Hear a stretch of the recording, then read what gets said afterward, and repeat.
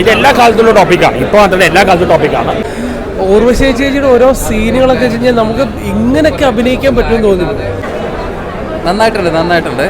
അതിൽ ഡയറക്ഷൻ നന്നായിട്ട് ചെയ്തിട്ടുണ്ട്. അതേ ഊർവശി പാർവതി കോംബോ എന്തായാലും ഒരു അവാർഡ് പ്രതീക്ഷിക്കുന്ന ഒരു മൂവിയാണ്. ഒരു വില്ലേജ് ബേസ് ആയിട്ടുള്ള ഒരു മൂവിയാണ്.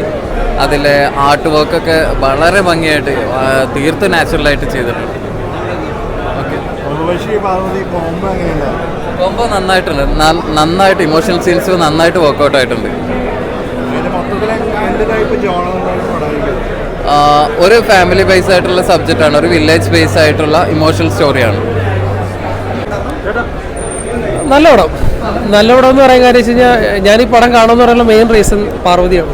അതുപോലെ തന്നെ ഊർവശി.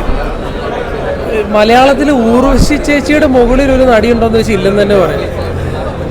ഇവർ തമ്മിലുള്ള കോമ്പിനേഷൻ കുറേ സീനൊക്കെ ഉണ്ടല്ലോ, ഷോക്കിംഗ് ആയിപ്പോൾ. കാരണം ഊർവശി ചേച്ചിയുടെ ഓരോ സീനുകളൊക്കെ വെച്ച് കഴിഞ്ഞാൽ നമുക്ക് ഇങ്ങനെയൊക്കെ അഭിനയിക്കാൻ പറ്റുമെന്ന് തോന്നുന്നു. പിന്നെ സുഷിൻ്റെ മ്യൂസിക് ഫസ്റ്റ് തൊട്ട് എൻഡിങ് വരെ.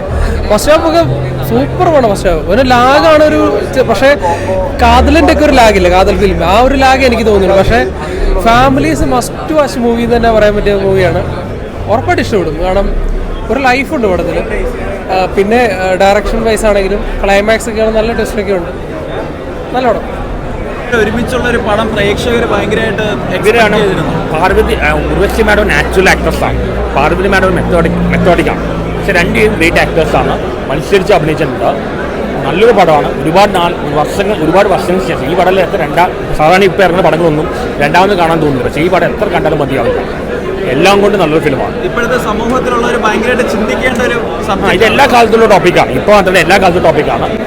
വളരെ ഒരുപാട് നാളെ ഇങ്ങനെ ഒരു സിനിമ കണ്ടിട്ട് ഒരു ഫാമിലി ഇമോഷണൽ ഫിലിമാണ്. ഊർവശി ചേച്ചിക്ക് ഒരു നാഷണൽ അവാർഡ് കിട്ടും. രണ്ടുപേർക്കും കൊടുക്കേണ്ടതാണ്. രണ്ടുപേർക്കും ഒരുമിച്ച് കൊടുക്കണം. രണ്ടുപേരും താഴ്ത്ത് അഭിനയിച്ചിട്ടുണ്ട്. ഇത് നല്ലൊരു ഫിലിമാണ്. നല്ല മെസ്സേജ് ഉണ്ട്. ഫസ്റ്റ് ഹാഫ് കണ്ട് മാത്രം ജഡ്ജ് ചെയ്യരുത്, മുഴുവൻ കണ്ട് ജഡ്ജ് ചെയ്യുക.